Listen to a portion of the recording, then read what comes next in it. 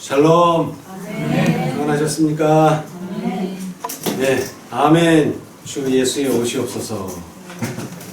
이 말씀이 우리에게서 성취되기를 바랍니다. 아멘. 이 레위 지파는 12지파 중에서 좀 독특한 지파죠? 왜 그렇습니까? 제사장 지고 예, 이 11지파 또 레위 사람이라 할지라도 이 제사장을 통하지 않고는 하나님과 교통할 수가 없습니다.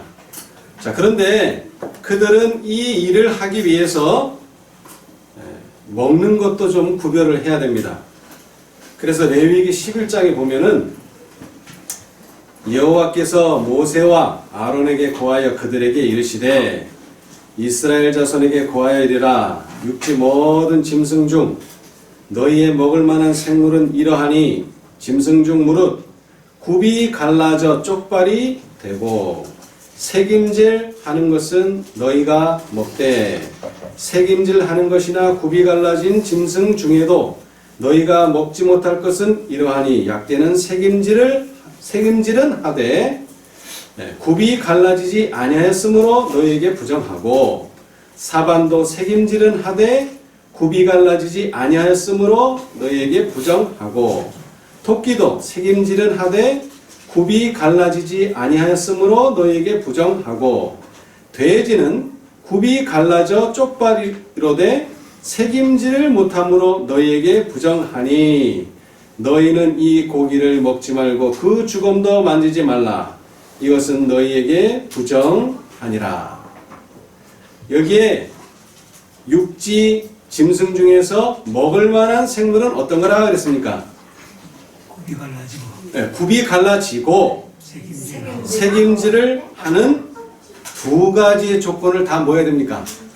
충족해야 돼요. 자, 돼지는 왜 부정하다고요? 새김질 안 하는 굽은 갈라졌는데 뭐를 안 해요? 책임질. 책임질을 안 해요. 그런데 돼지는 얼마나 이 유대인들이 싫어하는 아주 가증한 동물이죠? 예. 근데 뭐는 갈라졌어요? 굽은 갈라졌어요. 근데 뭐를 안 해요? 새김질 책임질을 안 해요. 책임질. 책임질이 뭡니까? 먹다가 다시 예, 대책임질. 그러니까 이 토끼나 여기에 약대가 나왔는데 약대는 먹었다가 다시 어떻게 합니까? 새김질 다시 올려가지고 또 씹어요. 제가 지난 시간에 한 것은 대책임질입니다. 왜 윌리엄 밀러가 실패했는가? 그것에 대해서 대책임질했는데 오늘 이 시간도 대책임질을 좀 해보겠습니다. 예, 대책임질은 다른 게 아니라 연구를 해야 된다는 것입니다. 윌리엄 밀러가 왜 실패했느냐? 성소를 정결케 한다 그랬는데 성소는 이 땅이라는 일반적인 견해를 연구 하나도 없이 그래 그렇지 하고서 그냥 받아들였어요. 아무런 검토도 없이. 그래서 그가 실망할 수밖에 없었습니다. 자, 성경의 근본 주제는 뭡니까? 예, 지난 시간에 했죠? 재림입니다. 근데 이 재림이 왜 성경의 근본적인 주제가 됩니까? 자, 우리가 성경을 왜 읽지요? 요한복음 5장 39절. 예, 영생을 얻는 줄 생각하고 성경을 상고합니다. 어떤 청년이 왔어요. 내가 무엇을 하여야 영생을 얻으리까? 그러니까 예수님께서 뭐라고 말씀하셨어요? 율법에 무엇이라 기록하였느냐? 그것은 그냥 율법 자체를 말하는 것이 아니라 모세어경 또는 구약의 성경 전체를 우리는 율법이라 말합니다. 그러니까 성경에서 뭐라고 읽었으며 너는 뭐라 기록되었으며 너는 어떻게 읽느냐? 성경은 우리에게 구원을 주는 영생을 주는 책입니다. 그런데 그 영생을 주려면 어떤 일이 일어나야만 영생을 줄 수가 있습니까? 구원의 위대한 사업이 완성이 돼야 돼요. 완성. 자, 완성이라는 게 뭐죠? 98%까지 돼도 안 돼요. 99%도 안 돼요. 어떻게 돼야 돼요? 100%가 돼야지만 완성입니다. 근데 그 완성을 하려면 누가 오셔야 돼요? 그리스도가 오셔야 돼요. 그래서 이 재림의 교리가 중요하다는 것입니다. 다른 말로 바꿔 말하자면 영생을 얻는 구원의 진리는 재림 교리와 뭐 될 수 없다. 분리해서 생각할 수가 없다. 자, 그래서 오늘 이 시간에도 전 시간에도 했지만 재림을 위해서는, 구속의 경륜을 완성시키기 위해서는 뭐가 필요해요? 개혁이 필요합니다. 하나님의 나라에 설 수 있는 백성들을 준비시키기 위하여서는 하나님의 큰 개혁이 이루어져야 할 것이었다. 당신의 백성이라고 공언하는 사람들 중에 대부분이 영원한 것을 위하여 준비하지 않고 있음을 보신 하나님께서는 당신의 자비로서 그들을 혼수 상태에서 깨워 주님의 재림을 위하여 준비를 갖추게 하시고자 경고의 기별을 보내실 예정이었다. 그 경고의 기별은 어디에 기록되어 있습니까? 요한계시록 14장에 기록되어 있다. 거기에 하늘의 천사들에 의하여 전파되는 무슨 기별이요? 삼중 기별이 기록되어 있다. 그리고 그 다음으로 즉시 인자가 와서 땅에 익은 곡식을 거두어 들이는 사건이 전개되고 있다. 경고의 첫째 기별은 심판이 임박하였다는 것을 선포한다. 자, 삼중이라는 게 무슨 뜻입니까? 삼중. 삼중. 자, 잠언에 보면은 어떤 줄이 잘 안 끊어진다고요? 세 겹. 자, 삼중 기별. 나는 교회의 견고한 믿음을 흔들려고 하는 자들을 거들떠보지도 않고 매우 신중하고 확고하게 서 있는 한 무리를 보았다. 하나님께서는 저들을 기쁨으로 바라보고 계셨다. 나는 몇 단계요? 세 단계로 되어 있는 첫째, 둘째, 셋째 천사의 기별을 보았다. 나와 함께한 천사가 말했다.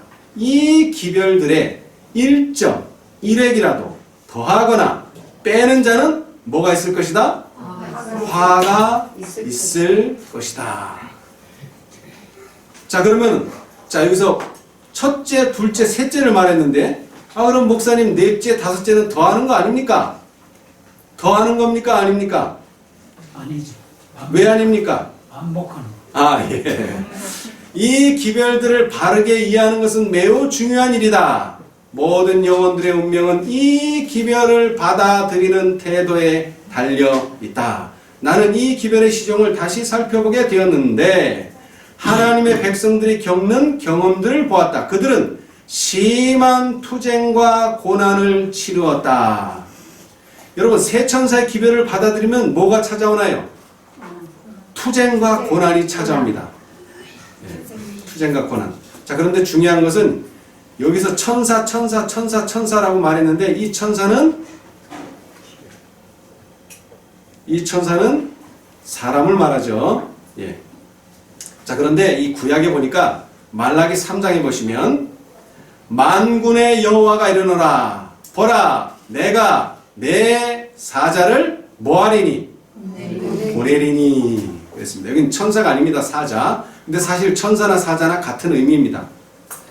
자, 계시록 14장에는 세 천사를 말했는데 여기는 뭐 세 천사니 네 천사니 그런 말 없이 그냥 내 사자를 보내리니 그가 내 앞에서 길을 예비할 것이요 또 너희의 구하는 바 주가 호련히 그 전에 임하리니 곧 너희의 사모하는 바 언약의 사자가 임할 것이라. 그의 임하는 날을 누가 능히 당하며 그의 나타나는 때에 누가 능히 서리요. 그는 금을 연단하는 자의 불과 표백하는 자의 잿물과 같을 것이라.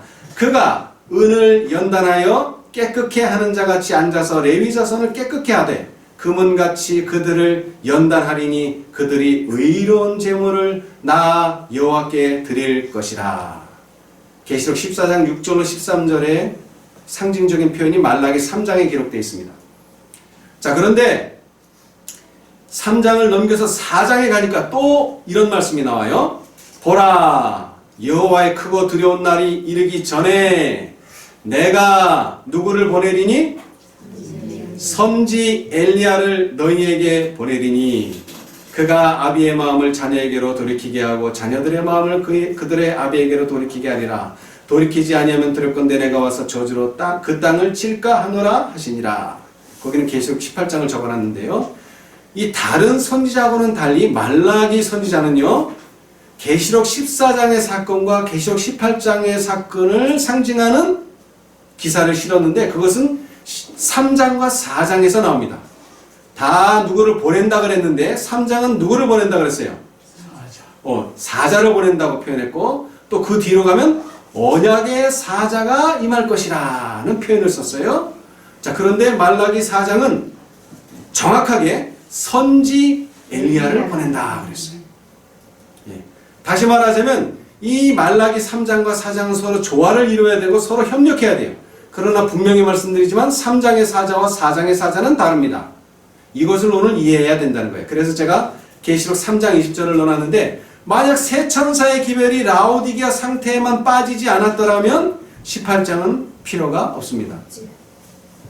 그러나 그들이 라오디게아 상태에 빠졌기 때문에 말라기 4장의 사건들 거기는 분명히 언급했어요. 누가 온다고요? 선지 엘리야가 온다. 네. 자, 우리 반복에 대해서 말씀드렸는데 자, 이 말씀은 리뷰 앤드 헤럴드지에 있는 말씀입니다. 첫째와 둘째 천사의 기별은 결합되어 셋째에서 완성된다. 요한이 말한다. 또 다른 천사고 셋째가 그 뒤를 따라 큰 음성으로 가로되 만일 누구든지 짐승과 그의 우상에게 경배하고 이마에나 손에 표를 받으면 그도 하나님의 진노의 포도주를 마시리니 그 진노의 잔에 섞인 것이 없이 부은 포도주라. 거룩한 천사들 앞과 어린 양 앞에서 불과 유황으로 고난을 받으리니 이것이 바로 몇째 천사의 기별입니까? 셋째 천사의 기별이죠. 이 기별들의 선포 아래 보라 신랑이 오는도다. 이것은 마태복음 25장에 있는 말씀인데 이것이 무슨 소리입니까? 밤중 소리라고 말하죠. 이 밤중 소리라는 외침이 있었다. 자, 그리고 나서 첫째, 둘째, 셋째 천사의 기별은 뭐 되어야 한다? 반복되어야 한다. 그러면서 인용한 성경절이 뭐예요? 무너졌도다 무너졌도다 큰 성 바벨론이여 귀신의 처소와 각종 더러운 영에 모이는 곳과 각종 더럽고 가증한 새에 모이는 것이 되었도다. 그 음행의 진노의 포도주를 인하여 만국이 무너졌으며 또 땅의 왕들이 그로 더불어 음행하였으며 땅의 상고들도 그 사치의 세력을 인하여 치부하였도다 하더라. 그 다음에 우리가 잘 아는 말씀 내 백성아 거기서 나와 그의 죄에 참여하지 말고 그의 받을 재앙들을 받지 말라. 그 죄는 하늘에 사무쳤으며 하나님은 그의 불의한 일을 기억하신지라 라는 초청이 어디에 주어져야 한다? 교회에 주어져야 한다. 자, 여러분 우리가 신발을 신다가 새 신발을 사야 될 때는 언제입니까? 신발을 신다가 다 떨어졌을 때. 그 다음에 차를 타다가 차를 새 차로 바꿔야 될 때는 언제입니까? 차가 고장이 난다든가 자꾸 말썽부리면 이제 이 차는 안 되겠다. 그래서 새로운 차를 구입하죠.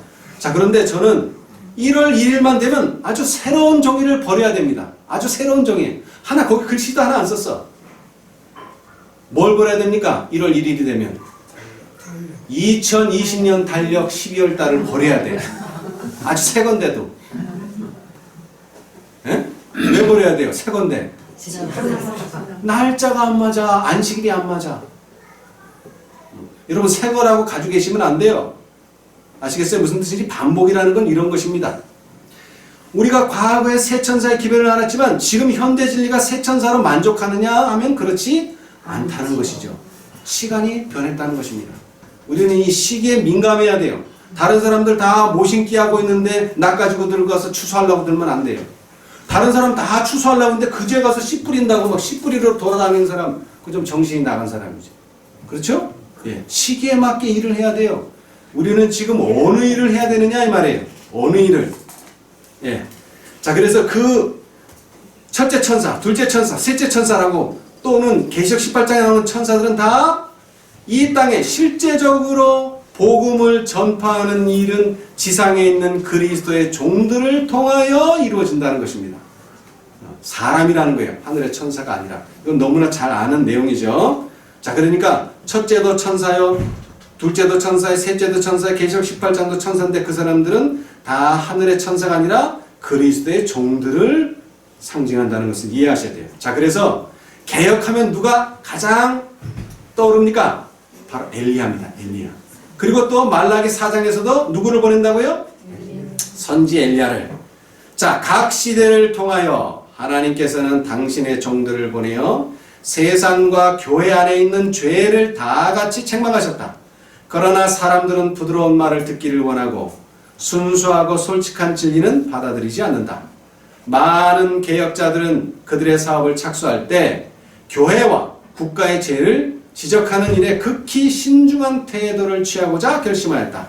그들은 순결한 그리스도인 생애의 모범을 통하여 사람들을 성경의 교훈으로 돌아오게 하고자 희망했다.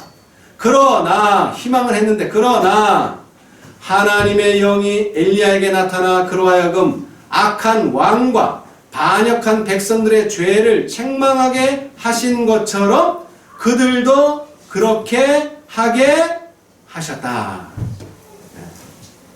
자, 그런데 여기서 말하는 악한 왕들은 주로 어느 나라의 왕입니까? 악한 왕. 북방 이스라엘. 네, 북방 이스라엘의 왕들이죠. 북방 이스라엘. 자, 그런데 북방 이스라엘의 수도는 어디입니까? 사마리아입니다. 예, 이 남방과 북방의 관계는 예수님 당시에는 어떻게 변하느냐면 유대인과 사마리아인으로 변해버려요. 그죠? 유대인은 사마리아인은 엄청 싫어하고 사마리아인은 유대인을 엄청 싫어합니다. 이런 관계를 잘 이해하셔야 돼요. 자, 그 다음에 엘리야와 오늘 요시아에 대해서 했는데 엘리야와 요시아의 시대에 일어난 개혁은 어떤 개혁입니까? 살아계신 말씀에 대한 믿음을 통해서였다. 말씀을 통해서 일어나는 개혁입니다. 이 엘리야의 개혁은. 자, 그런데 이 엘리야는 왜 중요하냐면 침례 요한을 예수님 뭐라고 말씀하셨어요? 엘리야가 왔다. 네. 그 다음에 또 엘리야는 또 중요한데 변화산에서 누가 나타났죠? 모세와 엘리야. 모세는 부활할 그리스도인을 대표하고요. 엘리야는요? 죽음을 보지 않고 살아서 승천할 그리스도인을 대표하는 그것이 그 사람을 엘리야가 대표했습니다. 네. 그래서 변화산에 나타난 모세는 죄와 사망을 이기실 그리스도의 승리에 대한 증인이었다. 그는 의인의 부활 때에 무덤에서 나올 자들을 표상하였다. 죽음을 보지 않고 하늘로 변화되어 올라간 엘리야는 그리스도께서 재림하실 때에 지상에 살아남아 있는 자들 곧 이 썩을 것이 썩지 아니함을 입고 이 죽을 것이 죽지 아니함을 입을 때에 마지막 나팔의 순식간에 호련히 다 변화하게 될 무리들을 상징하였다. 산 위에서 미래의 영광의 왕국이 축소판으로 나타나마 되었으니 곧 그리스도는 왕이요 모세는 부활한 성도들의 대표자요 엘리야는 변화된 자들을 대표하였다. 자, 그런데 이 말을 현재 우리가 가지고 있는 진리로 해석한다면 그리스도는 왕이요 모세는 허다한 무리의 대표자요 엘리야는 어떤 무리의 대표자입니까? 14만 4천인을 대표한다는 것입니다. 엘리야. 그래서 이제 엘리야를 좀 공부를 하겠는데요. 자, 성경은 말합니다. 선자를 보내겠다. 사자를 보내겠다. 그런데 그 사자는 선지 엘리야다. 그런데 그 선지 엘리야는 실제로 엘리야가 부활해서 나타나는 것이 아니라 저가 또 엘리야의 심령과 능력으로 주 앞에 앞서가서 아비의 마음을 자식에게 거스리는 자를 의인의 슬기에 돌아오게 하고 주를 위하여 세운 백성을 예비하리라. 이건 말라기 4장에 있는 걸 그대로 인용한 것이죠. 예, 그 일을 누가 한다는 거예요? 사자들이 한다는 거예요. 그런데 그 사자들의 성격은 엘리야의 심령과 능력으로 오는 사자가 바로 그 사자라는 거예요. 자, 그런데 이 마태는 만일 너희가 즐겨받을진대 오리라 한 엘리야가 곧 이 사람이니라. 여기서 말하는 이 사람은 누굽니까? 이 사람 침례 요한입니다. 예수님의 초림 당시에는 침례 요한이 엘리야의 심령과 능력으로 왔어요. 그러면 예수님 재림 전에는 누가 엘리야의 심령과 능력으로 올까요? 첫째 천사, 둘째 천사, 셋째 천사, 넷째 천사, 다섯째 천사가 엘리야의 심령과 능력으로 온다는 것입니다. 자, 엘리야의 행적을 보면요. 자, 엘리야가 처음에 등장했어요. 누구 앞에 나타났습니까? 전혀 보도 못한 사람이 아방 앞에 나타났어요. 그리고 뭐라고 말했습니까? 내 말이 없으면 뭐가 안 온다? 비가 안 온다. 여러분, 예수님 오시기 전에 징조 중에 하나가 가뭄입니다. 가뭄. 우리 이 지역이 물이 좀 부족한 것도 사실이지만 여러분 보세요. 이제 점점 가물어집니다. 여러분, 가물어지면 뭐가 일어납니까? 가물어지면 이제 그 다음에 오는 건 기근입니다. 기근. 여러분, 이스라엘 백성이 애굽으로 가서 노예가 되는 과정에서 왜 그 잘 살던 가나안 땅을 버리고 애굽으로 가게 됐어요? 왜 기근이 왔어요? 가뭄 때문에 기근이 온 것입니다. 가뭄 때문에. 원인은 가뭄이에요. 예. 그러나 그것이 발전해서 기근으로 간 것이죠. 자, 그 다음에 이제 그렇게 말하고 나서 어디로 갔습니까? 엘리야가 그리 시냇가로 갔죠. 그렇죠? 그래서 거기에 갔는데 이제 그리 시냇가도 어떻게 됐어요? 마르게 됐는데 그때 또 사르밧 과부에게로 가도록 지시하셔서 사르밧 과부에게 가셨고, 그 다음에는 이제 어디에 나타나셨어요? 갈멜산에 나타났어요. 여기서 뭐가 나타납니까? 이제 불이 나타납니다. 불. 그래서 450명이 불에 타 죽은 것이 아니고 제사 제물이 불에 탔습니다. 그리고 이 제사장들은 어떻게 죽었습니까? 불에 타 죽은 게 아니고 칼에 죽었습니다. 칼에. 그 다음에 다섯 번째로 이세벨을 피해서 브엘세바로 가고 거기서 로뎀나무에서 통곡을 하고, 그리고 어디로 갔습니까? 호렙산, 신의 산으로 갔습니다. 자, 그리고 나서 누구를 만났습니까? 엘리사를 만났죠. 자, 그 다음에 이제 비유가 하나 나오는, 실제 사건이 나오는데 나봇의 포도밭을 아합이 빼앗아 버렸어요. 그래서 거기에 대해서 경고했죠. 자, 그 다음에 나오는 사건은 오늘 이제 보고자 합니다. 오늘 보고자 하는 사건은 아하시야에게 경고함. 자, 아하시야는 누구의 아들입니까? 아하시야. 아합의 아들입니다. 아합의 아들. 그러니까 다시 말하자면 아합의 대를 이은 다음 왕이 누구예요? 아하시야입니다. 예, 아하시야.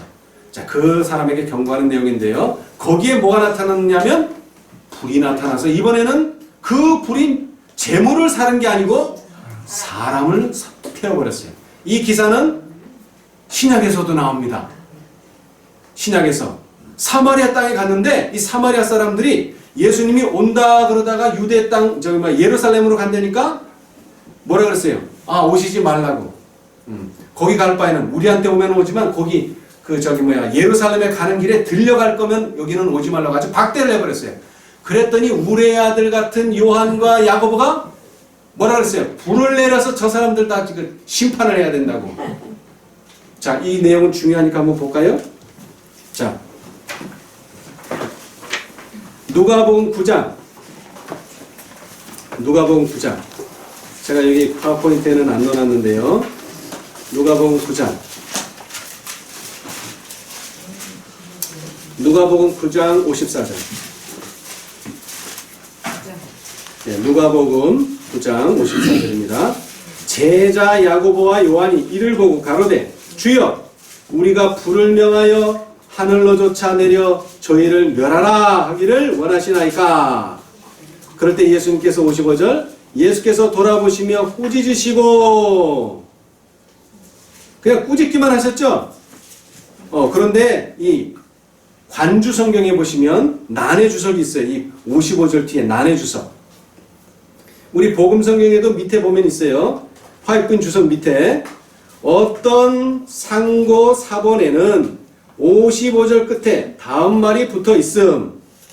가라사대 너희는 무슨 정신으로 말하는지도 모르는구나. 인자는 사람의 생명을 멸하려 온 것이 아니요 뭐하러 왔노라? 구하러 왔노라 하시고. 그런데 우리 성경에는 이게 기록되어 있지 않습니다. 예. 자, 그런 일이 벌어졌어요. 그 사건이 바로 이 사건입니다. 아하시야에게 경고하시는 사건. 자, 그 다음에 이 사건이 지난 다음에 드디어 뭐 합니까? 엘리야가 승천하게 되죠. 근데 승천 전에 엘리사와 함께 여러 군데를 방문하고 마지막으로 엘리야가 승천하는 것이 이제 마지막 엘리야 행적인데요. 자, 오늘 우리가 보고자 하는 것은 아하시야에게 대한 경고에 대한 내용을 보고자 합니다. 자, 여기 나왔듯이 아하시야는 아합의 아들입니다. 아합의 아들. 자, 그런데 아합이 어떤 왕입니까? 악하다는 게 나쁜 일을 한 악한 왕이 아니라 하나님을 섬기지 않는 왕입니다. 그러니까 예. 자, 그런데 그러면 아들은요? 요시아는 그 아버지도 하나님 잘 안 섬겼고 그 할아버지도 안 섬겼는데 요시아는 어떻게 했어요? 잘 섬겼죠? 근데 이 아하시아는 유전의 법칙을 잘 따른 사람입니다. 아버지도 안 섬기고 본인도 안 섬겼어요. 자, 그러다 보니까 병에 걸리게 되었습니다. 자, 열왕기하 1장 2절. 아하시아가 사마리아에 있는 그 다락 난간에서 떨어져 병들매 사자를 보내며 저희더러 이르되 가서 누구에게? 에그론의 신 바알 세부백에 이 병이 낫겠나 물어보라 하니라. 이제 여기서부터 사건이 시작됩니다. 여러분, 누구한테 가서 물어봐야 됩니까? 예, 하나님께 물어보는 것이 가장 정확한 답을 얻을 수 있죠. 왜? 이스라엘이라는 이름을 왜 얻게 됐어요? 에그론 신 바알 세부비 준 이름이 아닙니다. 이스라엘은 누가 준 이름입니까? 여호와 하나님이 준 이름. 그 나라의 통치자 왕이면서 하나님께 묻지를 않고 이방 신에게 가서 물어라 그랬어요. 그러자 여호와의 사자가 디셉 사람 엘리야에게 나타났습니다. 여호와의 사자가 너는 일어나 올라가서 사마리아 왕의 사자를 만나서 저에게 이르기를 이스라엘의 하나님이 없어서 너희가 에그론의 신 바알 세부백에 물으러 가느냐? 그러므로 여호와의 말씀이 내가 올라간 침상에서 내려오지 못할지라. 그 말은 무슨 말이에요? 내려오지 못한다는 말은 내가 반드시 죽으리라 하셨다 하라. 엘리야가 이에 가니라. 사자들이 왕에게 돌아가니. 자, 여기서 무슨 내용이 생략됐느냐면 엘리야가 그 사자를 만나는 내용이 생략됐어요. 자, 사자를 만나서 뭘 전했습니까? 내가 반드시 죽으리라.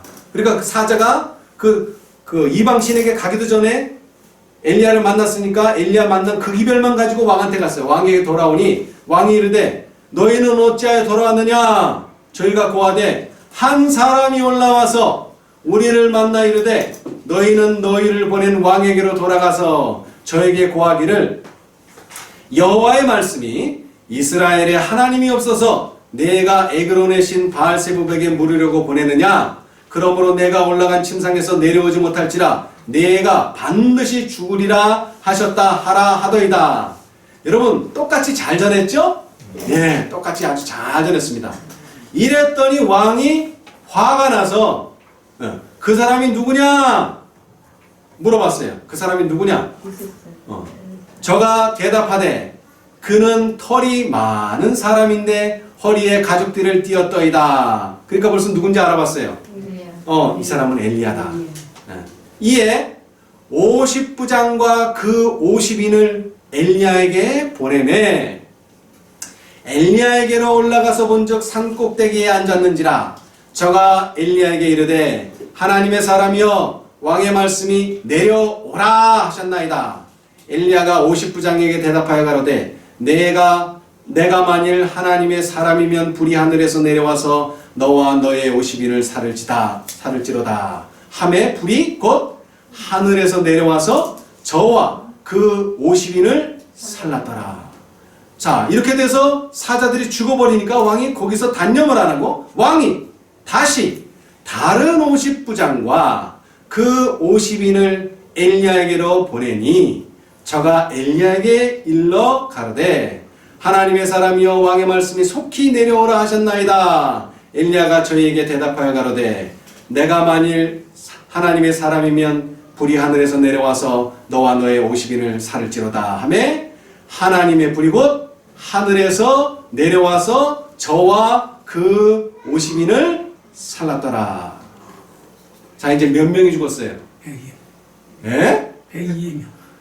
자, 50부장과 50명. 몇 명 죽었어요? 200명. 102명. 자, 첫째 사자.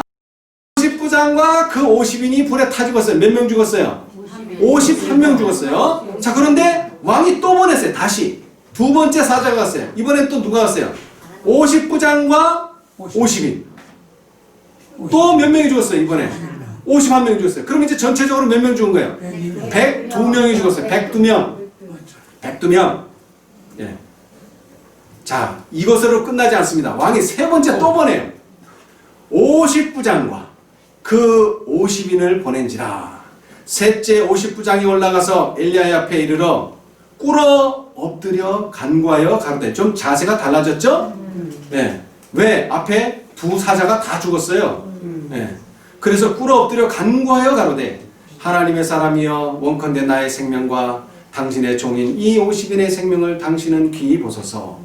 불이 하늘에서 내려와서 전번의 50부장 둘과 그 50인들을 살랐거니와 나의 생명을 당신은 귀히 보소서 하며 여호와의 사자가 엘리야에게 이르되 너는 저를 두려워 말고 함께 내려가라 하신지라.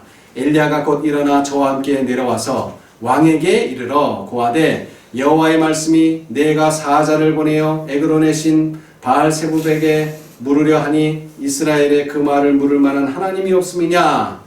그러므로 내가 그 올라간 침상에서 내려오지 못할지라 내가 반드시 죽으리라 하셨다 하니라. 왕이 엘리야에 전한 여호와의 말씀대로 죽고 저가 아들이 없으므로 여호람이 대신하여 왕이 되니 유다 왕 여호사밧의 아들 여호람의 제2년이었더라.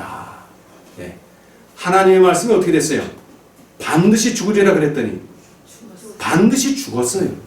이것이 바로 셋째 사자를 보낸 결과입니다. 자, 여기 보면은 자, 처음에 첫째 사자가 50부장과 50인 51명. 자, 그 다음에 둘째도 다른 50부장과 50인. 그 다음에 셋째는 또 50부장과 50인. 그러니까 몇 명이 간 거예요? 153명이 갔네요. 자, 그런데 첫째 사자 51명 죽고 둘째 사자 51명 죽고 그래서 102명은 죽고 누구는 살아남았어요? 셋째 사자. 셋째 사자 51명은 살아남았어요. 셋째 사자만 살아남았어요. 첫째 사자 죽고 둘째 사자 죽었어요. 자, 그런데 초기 문집에 보면요. 셋째 천사의 기별을 받아들인 자들 중 많은 사람들이 그 전에 전했던 두 천사의 기별을 뭐하지 못하였다? 체험하지 못하였다. 좀 사건이 비슷하죠? 사단은 그것을 알고 그의 악한 눈을 그들에게 돌려 저들을 넘어뜨리려 하였다. 넘어질 수 있어요. 셋째 천사만 가지고는 안 돼요. 아까도 말했지만 셋째는 첫째 천사와 둘째 천사가 결합해서 생겨나는 게 셋째 천사예요. 그런데 첫째와 둘째 없이 셋째만 안식일만 강조하고 율법만 강조해서는 이건 아무런 의미가 없어요. 그러나 셋째 천사는 저들을 지성소로 향하게 하였으며 과거의 기별들의 경험을 가진 자들은 그들에게 하늘 성소의 길을 가르쳐 주었다.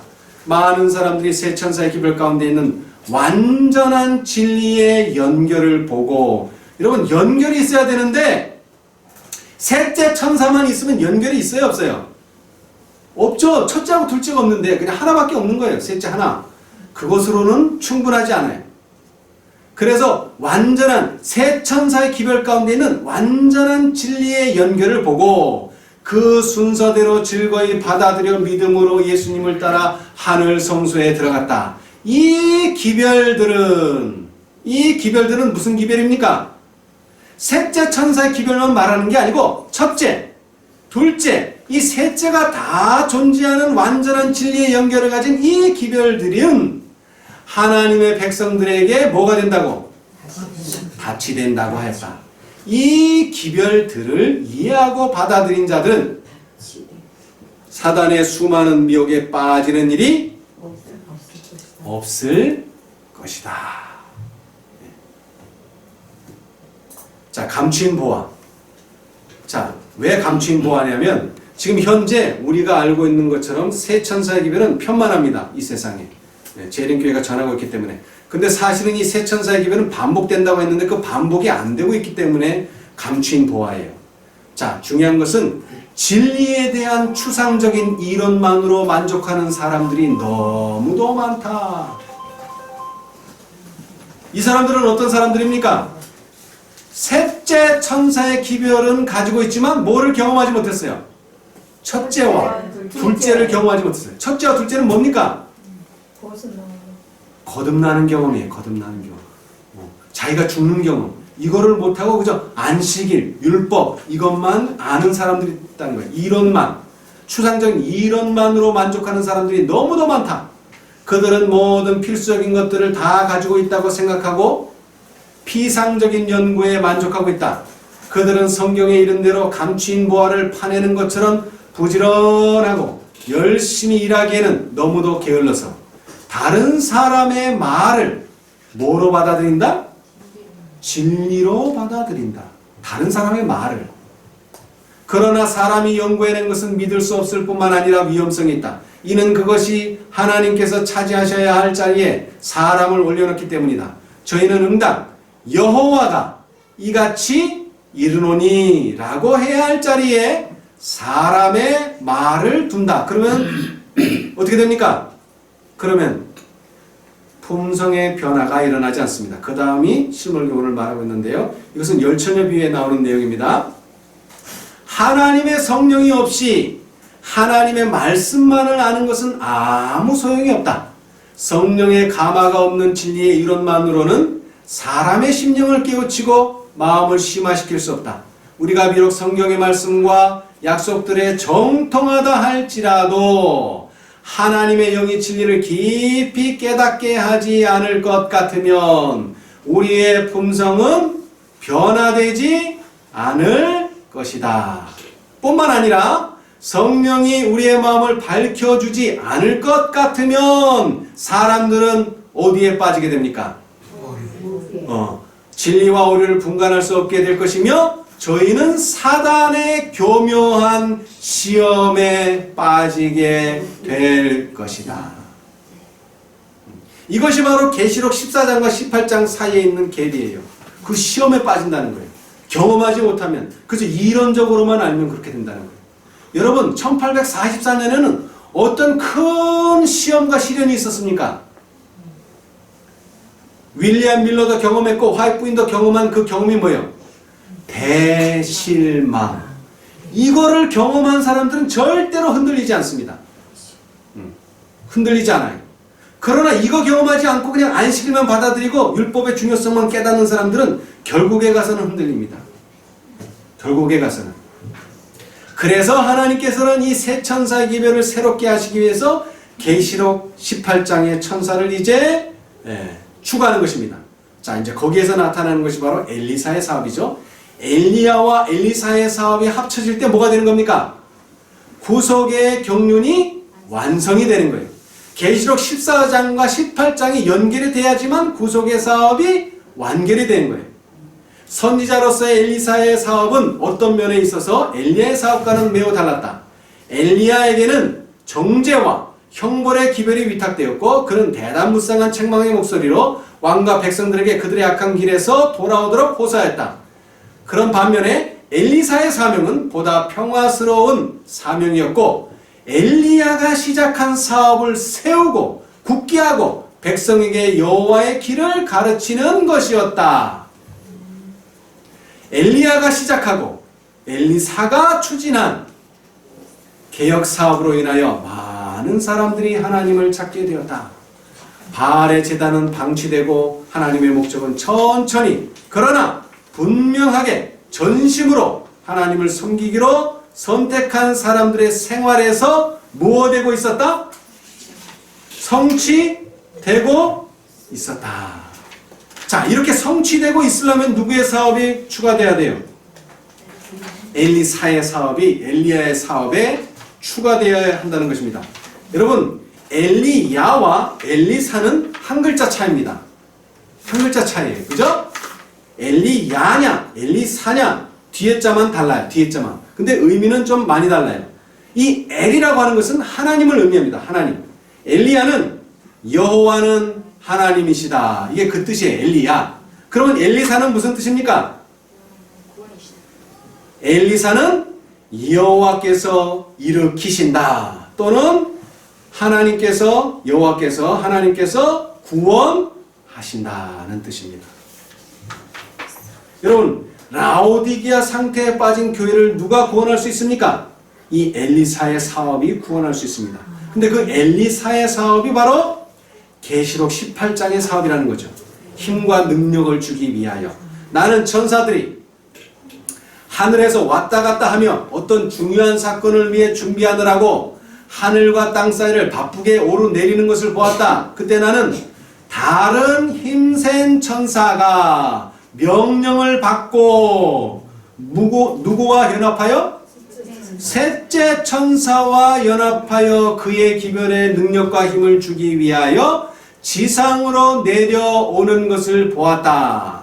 여러분, 계시록 14장에 있는 천사들은 어디에 있던가요? 위치가 어디예요?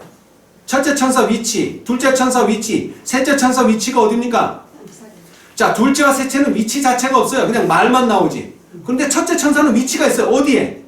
공중에 날아가는 것을 본이에요. 첫째 천사는 분명히 공중에 있어요.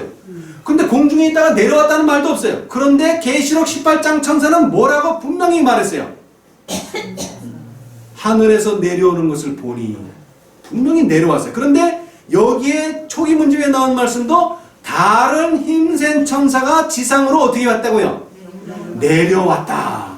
이 천사가 그 천사예요. 또 보니까 설명도 똑같아요. 큰 능력과 영광이 그 천사에게 주어졌으니 그가 내려올 때 세상이 어떻게 됐다고요? 그의 영광으로 환해졌다. 계시록 18장 성경절하고 똑같아요. 여기. 예. 이 천사가 발하는 빛이 세상 곳곳을 비쳤으며 동시에 그는 크고 힘센 소리로 무너졌도다 무너졌도다 근성 바벨론이여 모든 나라를 그 음행으로 인하여 진노의 포도주를 먹이던 자로다 라고 계시록 18장을 그대로 인용했어요. 라고 외쳤다. 자, 그런데 이것은 뭐라 그랬습니까? 반복. 둘째 천사가 말한 바벨론의 무너짐에 대한 기별은 1844년 이후에 교회가 처하여 온 타락상을 재차 지적하면서 뭐 되었다? 반복되었다. 이 천사의 사업은 셋째 천사 기별의 마지막 큰 사업에 연합하기 위하여 적시해 왔을 때 그것은 큰 외침으로 증대될 것이다. 그래서 가룟 기별 1권 363페이지는 큰 외침이 이미 시작되었다. 그렇게 함으로써 하나님의 백성들은 다가오는 시련의 때에 설 수 있는 준비가 갖추어지는 것이다. 나는 저들 위에 큰 빛이 비치는 것과 그들이 셋째 천사의 기별을 담대하게 전파하기 위하여 연합하는 것을 보았다. 연합입니다. 연합. 자, 그런데 천사들은 연합하는데 그 천사가 사람이라 그랬잖아요. 근데 사람은 어떻게 됩니까? 자꾸 헤어집디다. 여기서 분명히 연합한다 그랬는데 근데 여기서는 잘 보세요. 기별을 전파하기 위하여 연합했어요. 기별이 연합되는 거예요. 기별. 능력과 힘이 연합되는 것이고 기별이 연합되는 것이고 실제적인 사람은 점점 분리가 일어나더라고요. 그 단계마다. 자, 이것은 거기서 끝나지 않죠? 18장 1절로 끝나지 않죠? 자, 여기서 좀 더 나가면 천사들이 그 힘센 천사를, 자, 여기서 말하는 힘센 천사는 누굽니까? 자, 다시 말합니다. 자, 18장의 천사는 다른 힘센 천사라고 여기 언급이 됐어요. 다른 힘센 천사. 여러분, 예언의 신에 보면 첫째도 힘센 천사입니다. 둘째도 힘센 천사예요. 물론 셋째도 힘센 천사고, 그런데 그것과 다른 힘센 천사가 나오는데 그게 뭐야? 바로 계시록 18장 1절에 넷째 천사예요. 그래서 그 천사가 내려와서 셋째 천사의 기별을 담대하게 전파하기 위하여 연합하는 것을 보았다라고 말하고 나서 그 다음에 천사들이 그 힘센 천사를 돕는다 그랬으면 이 힘센 천사는 누굽니까? 넷째입니다. 넷째. 하늘에서 날아왔으며 나는 사방에서 들려오는 소리를 들었다. 내 백성아 거기서 나와 그의 재미에 참여하지 말고 그의 받을 재앙들을 받지 말라. 그제는 하늘에 사무쳤으며 하나님은 그의 불의한 일을 기억하신지라. 이거 계시록이 어디에 나오는 내용입니까? 계시록 18장 4절. 이 기별은 밤중 소리가 1844년에 있었던 둘째 천사의 기별에 포함되었던 것처럼 셋째 천사의 기별에 뭐 되는 것 같았다? 추가되는 것 같았다. 추가. 여러분, 이 마태복음 13장에 보면은 비유가 8개가 나와요. 근데 그 비유 중에 하나가 여자가 뭐 하는 겁니까? 가루소말 속에 누룩을 넣었죠. 여러분 밀가루 반죽하다가 이거 5인분 만들어야 되는데 부족하네 하면서 밀가루를 한 스푼을 더 넣었어요. 추가했어요. 그러면 이게 몇 덩이가 됩니까? 2덩이가 됩니까? 1덩이가 됩니까? 1덩이죠. 추가했는데 거기에 다 혼합이 된단 말이에요. 혼합이. 여기서 말하는 추가는 여기 있고 또 다른 게 있는 게 아니라 추가라는 말은 연합해서 한 덩어리가 되는 거예요. 셋째 천사기별은 삼중이에요. 삼중이라는 말은 한 덩어리라는 얘기야. 한 덩어리. 2덩어리, 3덩어리 뭐 여러 개로 갈리는 게 아니에요. 이거는 구원의 살이에요. 화살이 2개, 3개, 4개, 5개 되는 거 아니에요. 땅만 그 숫자대로 치면 되지. 화살은 하나예요. 하나. 셋째 천사기별이 추가되는 것 같았다. 하나님의 영광이 오래 참고 기다리던 성도들 위해 임하였으며 그들은 바벨론의 멸망을 선포하고 하나님의 백성들에게 그 가운데서 나와 그의 받을 재앙들을 피하도록 초청하는 마지막 엄숙한 경고를 담대하게 외쳤다. 여러분, 더 확실한 예언이라고 말한 사람이 있습니다. 성경에. 누굽니까? 바로 베드로입니다. 저는 이 베드로의 생애를 보면서요, 왜 베드로가 더 확실한 예언이라는 표현을 썼을까? 여러분, 베드로가 예언 가운데 한 예언을 정확하게 본인이 성취했어요. 근데 그때 예수님이 이렇게 말씀하셨어요.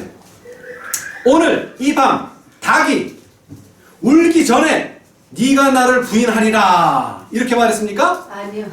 거기는 숫자가 들어있어요. 숫자. 예. 숫자. 2번 울기 전에 몇 번 부인한다? 3번. 왜 숫자를 넣었을까요? 더 확실한 걸 네가 깨닫도록 하기 위해서. 그냥 울 때에 부인한다 그러면 한 번 하다 부인했는지 2번 하다 뭐 이게 정확지가 않잖아요. 그러니까 예수님께서는 정확하게 네가 부인했다는 것을 정확한 예언으로 보여주기 위해서 숫자를 넣었습니다. 숫자. 자, 그래서 2번 울기 전에 3번 나를 부인하라 그랬는데 마가복음에 보니까 닭이 곧 2번째 울더라. 그리고 나서 2번 울기 전에 3번째 나를 부인하더라. 이렇게 표현을 해놨어요. 그러니까 이거 정확히 이거는 뭐 아주 더 확실한 예언이 되려면 숫자가 들어가야 돼. 숫자가 더 확실하게 하려면은. 자, 그래서 누가복음에 보니까 셋이 둘과 둘이 셋과 5사람이 숫자가 들어가요. 마태복음 25장에도 보면 5이 밀어나고 5이 슬기롭고 그 다음에 요한복음 21장에는 우리가 잘 아는 큰 고기가 몇 마리? 153마리. 숫자가 들어가는 거예요. 더 확실한 예언을 하기 위해서. 자, 그 다음 다니엘 8장 14절도 2300주야라는 2300이 들어가요. 2300. 숫자가 들어가요. 그러면 우리가 그 숫자가 딱 보이는 걸 보면 이것은 뭐라는 거예요? 확실하다는 거예요. 왜? 숫자가 맞기 때문에. 숫자가. 네. 자, 큰 고기 153을 보겠습니다. 자, 이 베드로가요, 고기를 2번 잡았어요.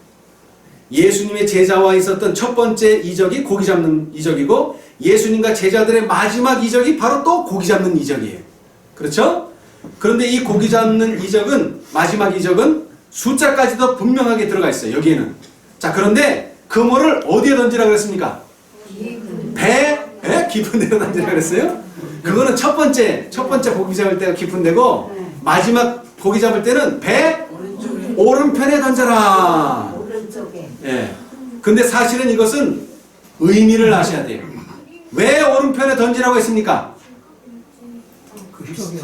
네. 예수님이 오른편에 있었기 때문에 그래요. 이것은 성경은 오른편이라고 말했지만 정확한 의미는 예수님이 있는 쪽으로 던지라예요. 예수님이 있는 쪽으로 던지라. 만약 예수님이 왼쪽에 계셨다면 어디로 던져야 돼요?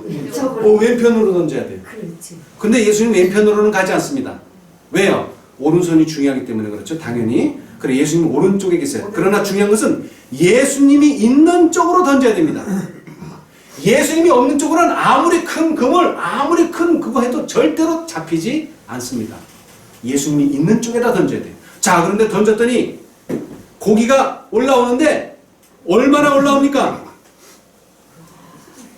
그물이 찢어질 만큼 올라옵니까? 그물이 안 찢어질 만큼 올라옵니까? 안 찢어질 만큼 올라와요. 근데 첫 번째 이적에서는 어떻게 됐죠? 그물이 찢어질 만큼 올라왔어요. 네. 그래서 그런지 숫자를 세지 않았어요. 근데 그래서 안 센 건 아닙니다. 그건 허다무리를 상징하고 이 153마리는 숫자가 세워졌다는 것, 곧 14만 4천인의 구원을 상징합니다. 여러분, 이때 당시에 예수님 제자 당시에는 11명의 사도가 다 순교를 당하고 이 요한만 살아남아서 요한계시록 기록하고 그는 자연사였어요. 그러나 이때 당시에는 이 그리스도인들의 핍박이 너무 심해가지고 다 암호를 사용했어요. 암호. 카타콤의 순교자에 보면 그 땅속 이 터키 밑에 지하가 아주 단단한 땅입니다. 그곳에 숨어 살았어요. 근데 그들의 유일한 표가 뭡니까? 내가 그리스도인이라고 하는 유일한 표식, 물고기를 그리는 것입니다. 물고기. 예. 여러분, 여기에 말하는 물고기들은 다 하나님의 백성을 말합니다. 그리스도인을 말합니다. 그런데 이 그리스도인은 그냥 평범한 그리스도인이 아니에요. 왜? 큰 고기라 그래서 큰 고기, 작은 고기가 아닙니다. 큰 고기예요. 근데 거기는 또 뭐까지 들어가 있죠? 숫자까지 들어가 있어요. 153이라고 하는. 자, 그래서 우리 힘 있는 천사에 보시면은, 자, 성소제도에서 이 숫자를 발견할 수가 있어요. 자, 가로가 얼마요? 가로가 100 규빗, 세로가 50 규빗. 그리고 이 성소는 세 부분으로 나누어져 있어요. 자, 그래서 이것은 정확히 성소를 가리키는 것이 아니라 더 정확하게 말하자면 153번째를 가리킵니다. 거기는 어디입니까? 153번째는 지성소입니다. 이것은 지성소를 가리키는 겁니다. 성소 전체를 가리키는 게 아니에요. 이것은 지성소를 지목해서 가리키는 거예요. 153이 그렇다는 뜻이에요. 그래서 그 지성소의 봉사를 받은 사람들은 14만 4천 명인데 그들을 탄생시키는 기별이 바로 현대진리라는 거예요. 세천사의 기별이라는 거예요. 그렇죠? 자, 그런데 이 153을요, 구슬을요, 17개의 구슬을 쫙 깔고요, 다시 그 위로 17개의 구슬을 쫙 놓으면 몇 개가 되는 줄 아세요? 자, 여러분, 이 구슬이 넘어질 것 같아요? 안 넘어질 것 같아요? 이 구슬이 안 넘어지죠? 왜 안 넘어져요? 다 요 안에 들어갔기 때문에 요게 얘를 받치고 요게 얘를 받치고 요게 얘를 받치고 요게 얘를, 그래서 절대 안 넘어가요. 정상. 자, 그런데 이 가로가 몇 개예요? 제가 시험봤더니 17개더라고요. 이 세로가 몇 개예요? 17개예요. 이 17이라고 하는 숫자는 소수예요. 소수가 뭐냐면 1과 자기 자신밖에는 안 나눠지는 수예요. 절대 다른 숫자로는 안 나눠져요. 아주 특수한 수고 고유한 수, 유니크한 수예요. 이 수는 유니크한 수. 14만 4천이는 성경이 말할 때 아주 유니크한 백성이에요. 절대 다른 백성과는 비교될 수 없는 백성이에요. 근데 이 17이라고 하는 숫자는 12에다가 5를 더하면 나오는 숫자예요. 10에다 5를 더하면 나오는 숫자예요. 거기다가 자, 이 가로도 17, 세로도 얼마요? 17. 가로 세로가 17이에요. 유리 바닷가에는 14만 4천 명이 어떤 모양으로 해요? 정사각형으로 서 있어요. 17대 17로 서 있어요. 17대 17. 물론 이것을 정사각형은 아닙니다만은 가로와 세로의 비율이 똑같다는 거예요. 그래서 그 사람들 구슬로 쫙 해놓으면은 153개가 정확하게 여기 들어가요. 자, 그런데 이 구슬에 뭐가 다릅니까? 지금 여러분 보시면 색깔이 다르죠? 왜 색깔이 다른 걸 이제 제가 보여드리는 거예요. 왜 색깔이 다른가? 이게 지난 집회에서도 했지만 트리플 큐브라고 이 세 개의 숫자가 세제곱을 해서 더하면 똑같은 본인이 나오는 게 몇 개가 있대요? 네. 네, 제가 정확히는 모르겠어요. 네. 자, 그런데 오늘은 그거보다 더 쇼킹한 이야기입니다. 자, 이런 기호 보셨어요? 수학에서? 수학에서 이런 기호 보신 분? 네, 뭡니까 이거? 11. 아니요, 10일 아니에요. 이거 뭡니까 이거? 느낌표예요, 느낌표. 근데 이거 1 느낌표, 2 느낌표 이렇게 아닌 거예요. 수학에서는 1의 계승, 2의 계승, 3의 계승, 4의 계승, 5의 계승. 이 계승의 뜻이 뭐냐면 1부터 시작해서 이 수가 될 때까지 차례대로 곱해 나가는 겁니다. 자, 예를 들어 보겠어요. 1의 계승은 뭐냐? 1 곱하기 1밖에 안 되니까 이건 할 게 없고, 자, 2는 뭐예요? 1 곱하기 2. 3의 계승은 1 곱하기 2 곱하기 3. 4의 계승은 1 곱하기 2 곱하기 3 곱하기 4. 5의 계승은 1 곱하기 2 곱하기 3 곱하기 4 곱하기 5. 이게 5의 계승이에요. 이거 다 더하면 얼마 나오는지 아세요? 자, 1의 계승, 이건 하나만 하니까 1, 2의 계승 2, 3의 계승 2, 3은 6, 4의 계승 6에다가 4하니까 24, 5의 계승 24에다가 5 하니까 120. 하면 153. 153. 이야, 이거 참 대단한 일이에요. 여러분, 여기서 하나라도 빠지면 완성이 돼야 안 돼, 이거. 153이 안 나와요. 153 안 나와요. 자, 그런데 더 중요한 건 이것이 그냥 1, 2, 3 이렇게 따로따로 된 게 아니에요. 계속 곱해 나가야 돼요. 2가 될 때까지 곱해야 되고 3이 될 때까지 계속 곱해야 되고 4가 될 때까지 계속 곱해야 되고 5가 될 때까지 계속 곱해야 돼요. 셋째 천사 기별만 가지고 되는 게 아니에요. 처음, 첫째, 둘째 없이 셋째 천만 가지고 되는 거 아니에요. 자, 넷째라 그래서 처음, 첫째, 둘째, 셋째 없는 넷째 없어요. 그런 거는 존재하잖아요. 그건 잘못게 경험한 거예요, 그것은. 다섯째도 마찬가지예요. 첫째, 둘째, 셋째, 넷째 없는 다섯째는 없어요. 그럼 뭐 잘못 깨달은 거예요, 그 사람은. 그리고 이것을 다 뭐 해야 돼요? 더해야 돼요. 인간은 더하기법으로 일하지만 하나님은요? 곱하기법으로 일하십니다. 네. 자, 그래서 1의 계승, 2의 계승, 3의 계승, 4의 계승. 자, 보세요. 1의 계승은 1이라 그랬죠. 1. 자, 2의 계승은 2라 그랬죠. 2. 예? 그 다음에 3의 계승은 6. 이게 그림이 좀 색깔이 좀 잘 안 나오네. 이게 원래 주황색이 색깔 구분이 안 되는데. 자, 1의 계승은 1이니까 여기 1. 요 2의 계승은 2니까 요 두 가지가 주황색인데 지금 구분이 안 돼요. 구분이. 요거 두 개가 2를 두 개예요. 자, 그 다음에 3의 계승은 6이니까 하나, 둘, 셋, 넷, 다섯, 여섯. 요게 이렇게 3의 계승이에요. 4의 계승은 요만큼이에요. 5의 계승은요? 이만큼이에요. 120이니까. 네.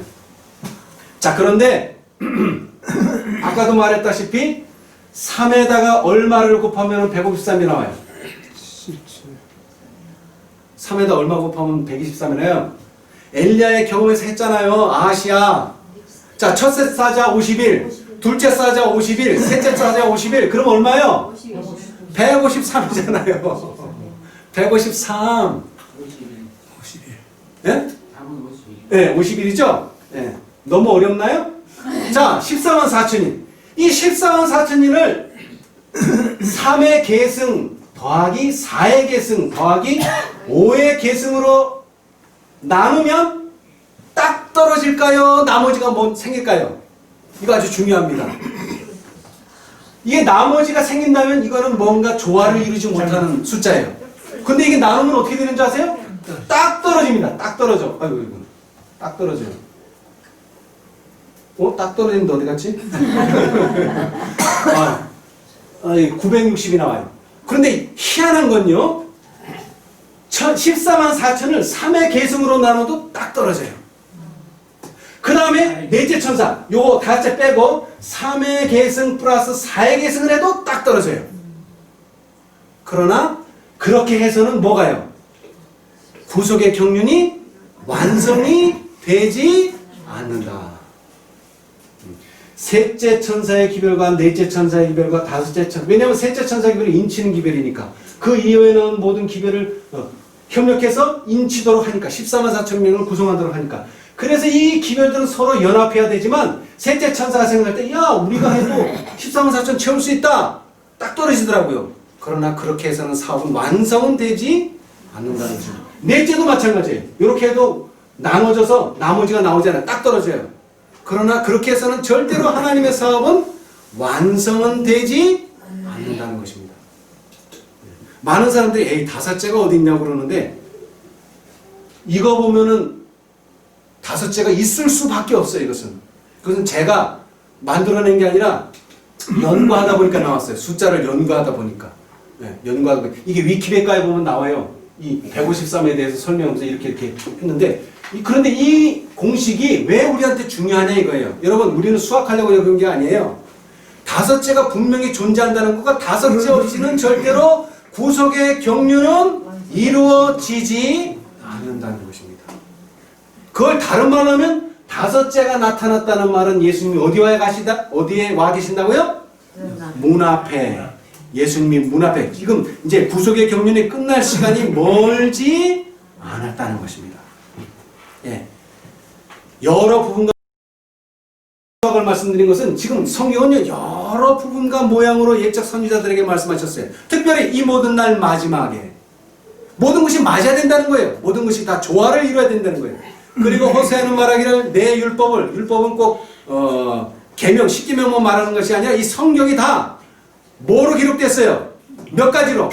10,000가지, 뭐 9,999 하나 더 해서 많이 아니라 우리가 이해할 수 있는 모든 방면으로 기록되어 있어요. 우리가 이해할 수 있는 모든 방면. 예. 예. 자, 다시 얘기합니다. 엘리야의 계획은 뭐라고요? 엘리야의 계획은 살아계신 말씀. 제가 그래서 이 본문을 영어로 찾아봤어요. 살아계신 하나님의 말씀 아닌가? 하나님이 빠진 것 같다 그래서 찾아봤더니 하나님이 없어요, 여기는. 살아계신 말씀에 대한 믿음을 통해서만 뭐가 일어나는 거예요? 개혁이 일어난다는 것입니다. 자, 이사야가 말했잖아요. 마땅히 율법과 증거의 말씀을 쫓을지니 그들의 말하는 바가 어디에?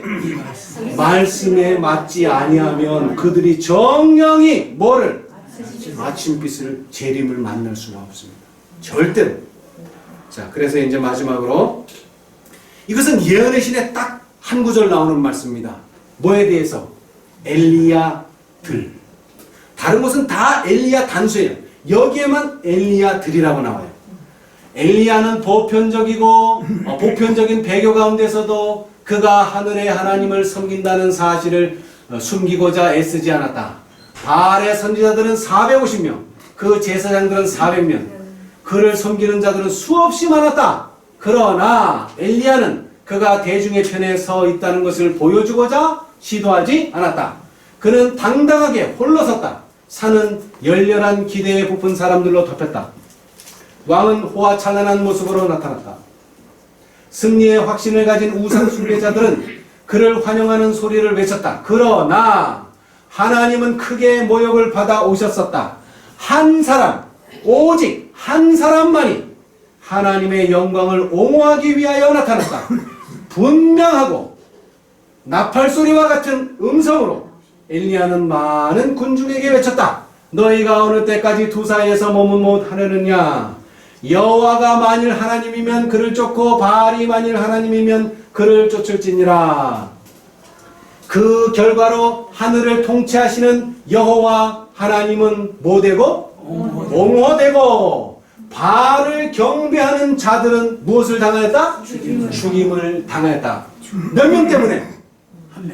한 사람, 오직 한 사람. 근데 이 한 사람은 대신 뭐를 해야 돼요? 분명한 나팔을 불어야 돼. 분명한 나팔. 그 다음에 나팔 소리와 같이 크게 외쳐야 돼요. 그렇게 될 때에 바알을 경배하고 하는 자들은 죽임을 당했다. 자, 이제 마지막 질문. 오늘날의 엘리야들은 어디에 있는가? 아멘. 여러분, 엘리야들이 되시기를 원하십니까? 아멘. 분명한 소리를 내시기 바랍니다. 그리고 나팔같이 외치시기를 바랍니다. 우리 모두 오늘날 하나님께서 원하시는 엘리야들이 되시기를 간절히 바라시면서 말씀 마치겠습니다. 아멘.